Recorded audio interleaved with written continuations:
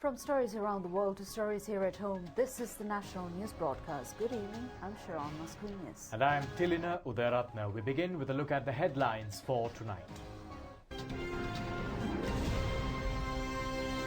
Presidential candidate Sajith Premadasa reiterates that the five-fold forces are with him.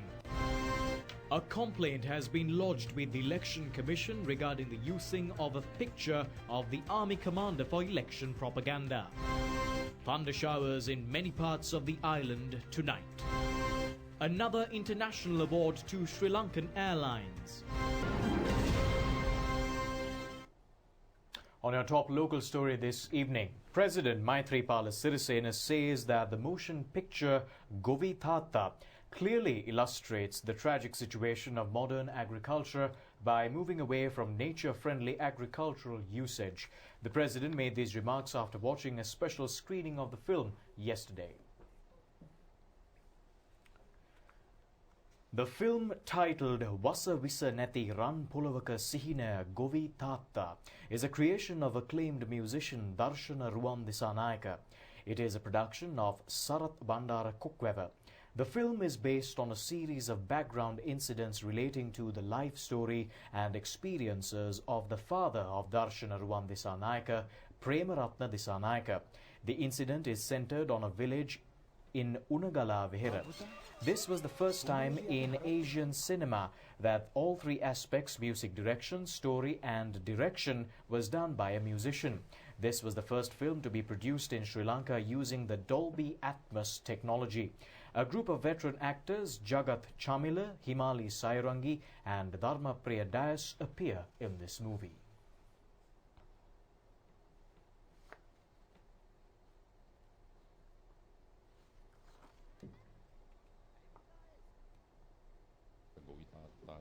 President Maithripala Sirisena said that the movie is of extreme crucial importance, taking into consideration the nature of the present time. He sees this film not only as a story of a farmer of the country, but also as a story of an entire farming community. The movie is an extremely clear analysis on the conquering of local agriculture by multinational companies and the disaster caused as a result of adding poison into the agriculture industry, debt burden of the farmers and the tragedy of kidney disease, as well as the present pathetic plight of the farmer. He also said that therefore the film gives a good message to society and the state of affairs in the lives of the farmers. Presidential candidate of the New Democratic Front, Sajith Premadasa, says that all forces, the Sangha, physicians, teachers, farmers and peasants, are joining hands with him. He was addressing a public rally in Balangoda town today.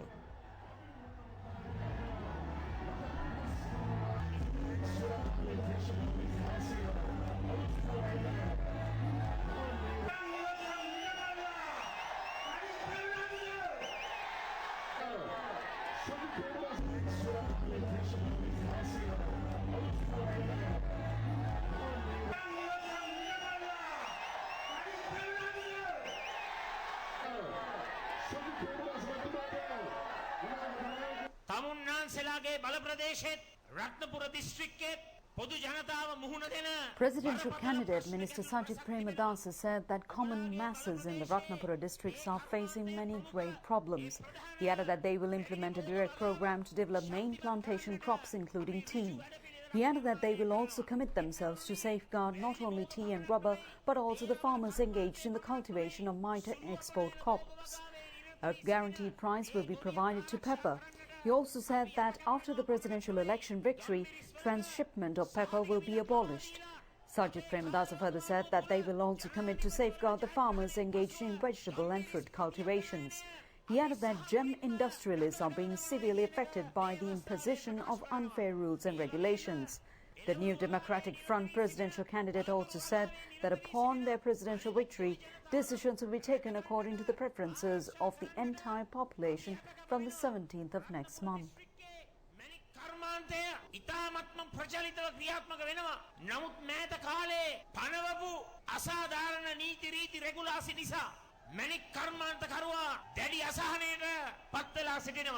අප හිතාදර ඔබ සියලු දෙනාටම කියන්න කැමති මෙවර ජනාධිපති වරණයෙන් ඔබලාගේ හයිය තුලින් අපි ජයග්‍රහණය කරනකොට හොඳට මතක තියාගන්න 17 වෙනිදා ඉඳලා මේ රටේ තීන්දුව තීරණ ගන්නේ මේ රටේ සමස්ත ජනතාවගේ මතයට අනුවයි කියන එක මම මේ අවස්ථාවේ කියන්න කැමතියි. Sri Lanka Freedom Party member of the Imbulpe Pradesh Sabha Suranga Manik has joined the public meeting extending support to Sajid Premadasa. Sajid Premadasa also said on this occasion that paddy farmers as well as cultivators of supplementary crops will be provided relief with preparation of a national agricultural plan. A large gathering representing the business community has attended a cordial meeting with the candidate organised by the United Traders Association of the Bandaravela today. Attention has been focused on this occasion on many topics, including Bandaravela town development. Presidential candidate Gotabaya Rajapaksa proceeded over a public meeting organised by the Sri Lanka Podujana Peramuna at the Nikavaratiya Fair premises today.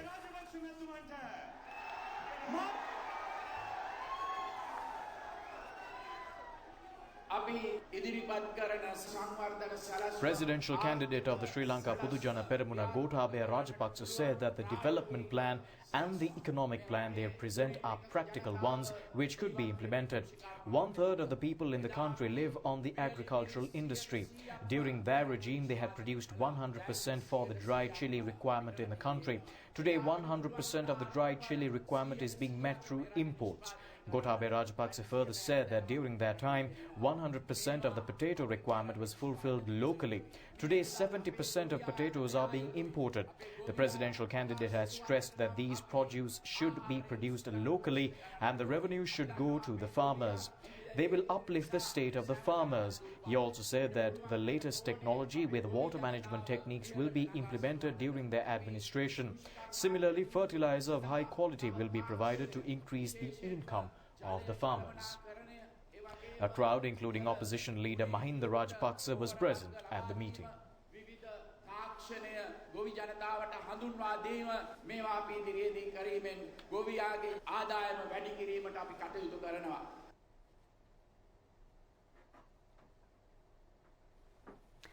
Minister Mangala Samaravira, issuing a special statement today, said that under a government of Sajid Premadasa, an undivided Sri Lanka will be built through strengthening of reconciliation and giving prominence to national security. Minister Mangala Samaravira said that it was on the 20th of July 1991 that Gotabaya Rajapaksa has made a request to retire from the army through a letter submitted to President Premadasa, who was also the Minister of Defence. After retirement, he threw his Sri Lankan passport to the dustbin and became a US citizen. Minister Mangala Samaravira further said that Gotabaya Rajapaksa had left the country during the most dangerous time in the war, when a large number of gallant soldiers sacrificed their lives on behalf of the country. The minister had also recalled that it was at a time when Gotabaya Rajapaksa was functioning as the Defence Secretary and when the intelligence division under his command that the LTT cadres launched a suicide attack at the army headquarters with the intention of killing Sarath Fonseca and Gotabaya Rajapaksa. He further said that the country had lost many politicians in the bomb attack launched at a mosque in Akurasa during the tenure of the then Defence Secretary Gotabaya Rajapaksa. The minister also said that the whole country knows today that it was the gallant soldiers in the three armed forces and the police under the leadership of Sarath Fonseca won the war against terrorists. Sajid Premadasa had named Sarath Fonseca as the Chief of Security under a government formed by him. He said that the country could be brought forward by Sarath Fonseca, who had genuinely faced the war, and not by Gotabaya Rajapaksa, who fled the country giving up his citizenship. Sajid Premadasa has given priority to the defence of the country. He will further strengthen reconciliation. National security could be guaranteed only in a divided country.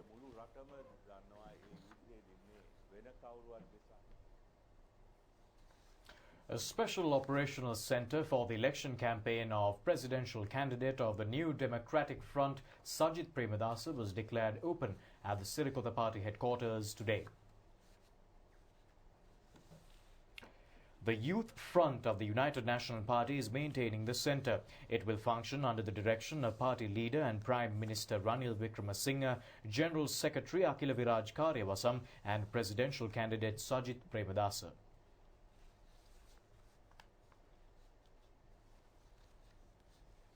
Minister Ravi Karunanika said that they will implement a program after an extensive devolution of power within a unitary state. As a result, all will be able to live in a country called their own. The minister has challenged others also to express similar statements. Others said one thing in Colombo and another to the Venerable Theras and another in Jaffna.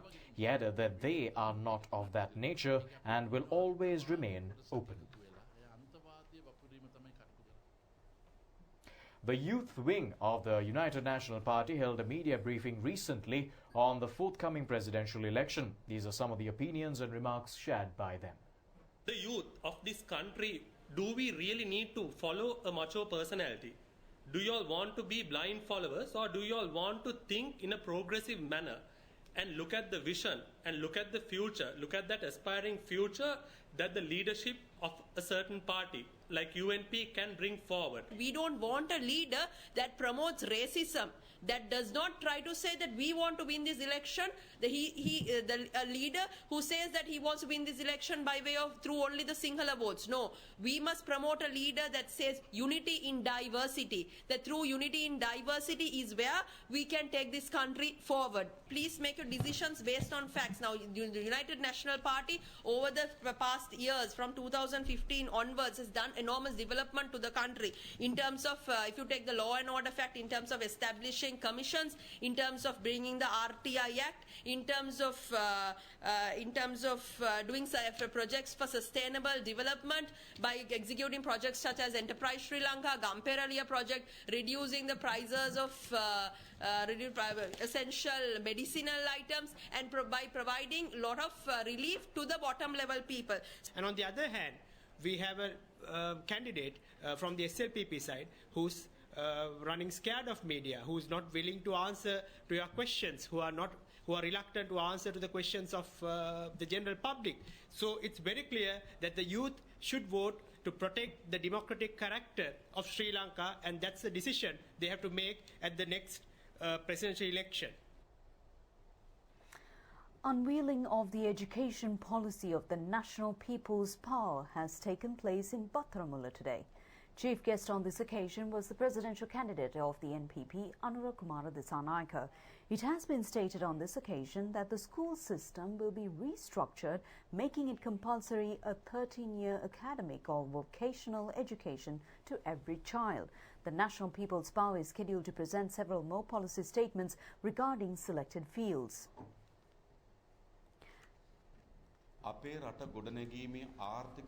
Presidential candidate of the NPP, Anurakkumara Dissanayake, said that education is an important component in the economic strategy to develop our country.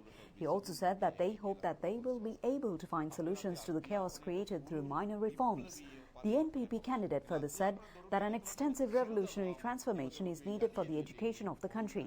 He added that all children who enter through the doors of education should leave as a professionally trained group. This is one of the aims of their education policy. Anurakkumara Dissanayake also said that today the education has become a burden to the home. Therefore, the next objective of their policy is to transfer all burdens of children to the state. He further said that, first of all, the regular pre-childhood development centres should be turned into a task of the state. The NPP candidate also said that they will include the policy of handing back again childhood to the children. Education will play an important role in the struggle against rural poverty. He further said that they believe that these changes would help to make an extensive transformation in the education sector. Presidential candidate of the National People's Movement, Mahesh Senanayake, says that their policy statement will be presented on the 20th of this month. The candidate further says that many factors, including national security and economy, education, women's rights and the provision of appropriate opportunities to the youth, are included in the policy statement. He was addressing an election propaganda program in Anuradhapura yesterday. Presidential candidate of the National People's Movement, Mahesh Senanayake, said that appropriate prices will be provided to the produce of the farmer, fishermen and to other producers in the respective fields of activities. Another objective is to create an educational revolution through the provision of vocational training within the school itself at the age of 15 years for every child. He also said that only 30,000 are qualified to enter universities upon completion of school education. Around 200,000 remain without jobs. Mahesh Senanayake added that this system should in fact be changed. Independent presidential candidate PSCD Vijayanayake conducted his maiden media meeting today.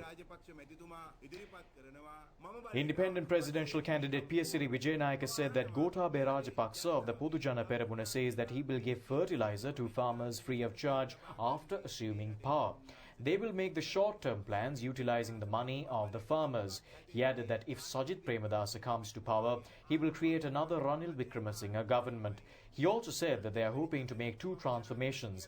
One is cultural revolution and the other is to introduce a new constitution. The independent candidate further said that their basic presentation is that the administration should also come under transformation.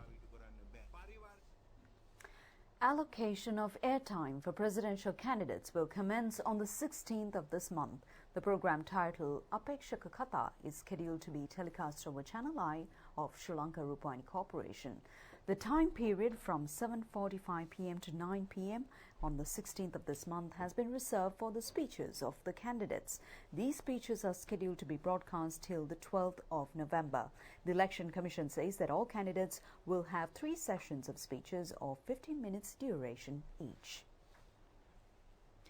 Now, a complaint has been filed today pertaining to an advertisement using the name and photograph of the present Army commander for propaganda purpose of a political party.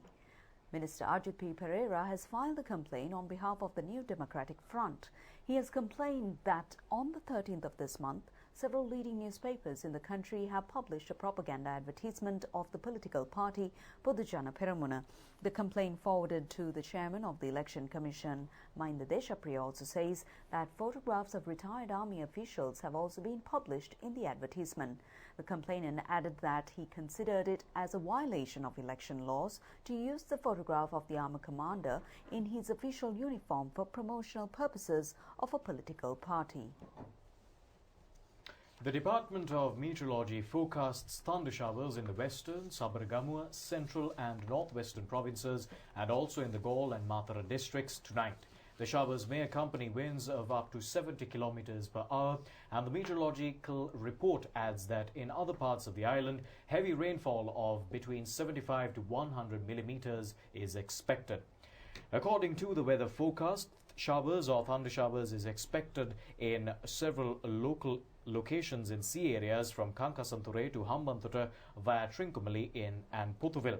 In other sea areas, intermittent showers or thunder showers may occur in the evenings or at night. The National Building Research Institute has issued pre-earth slip warning notices in Haldumulla, Alla and Passara in the Badulla district. The Disaster Management Centre has informed the general public to remain vigilant on pre-earth slip signs such as the falling of stones, splintering in the walls or emergence of new water springs. It has also been reported that the water level in the Kala Oya has rapidly increased due to incessant rains in the upcountry areas.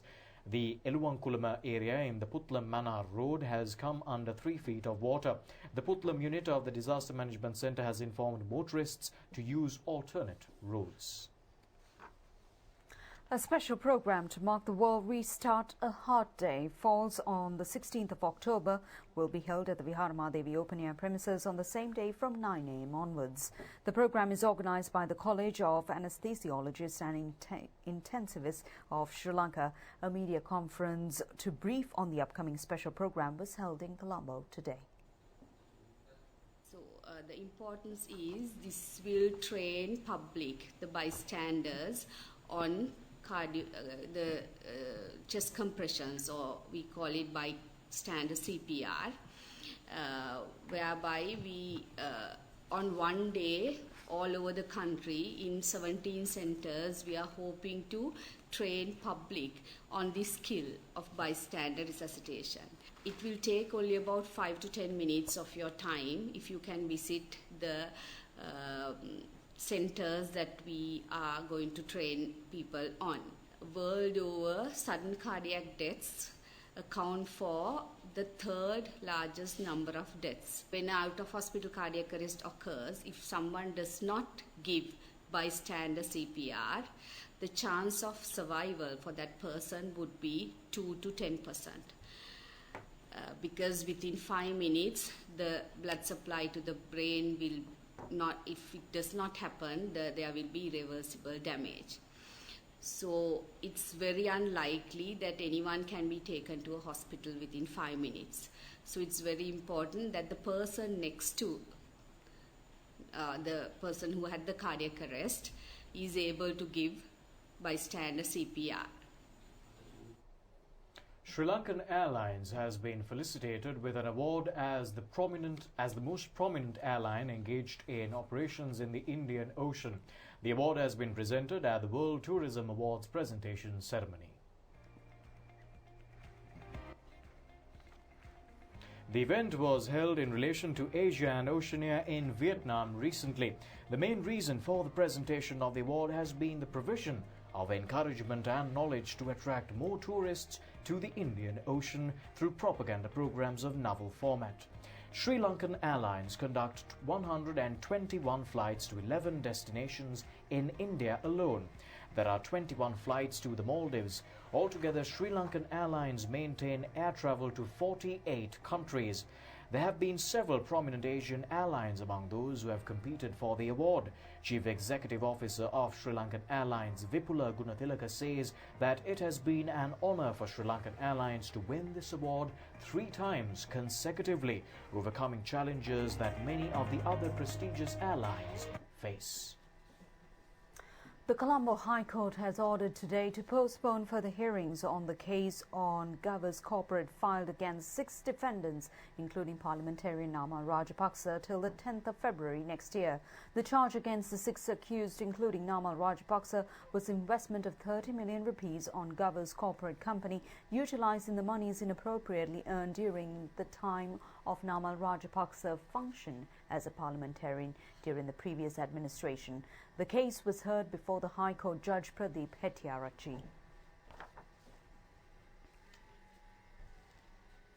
The list of names of members of the Alpitiya Pradeshya Sabha is scheduled to be announced within the next 2 days.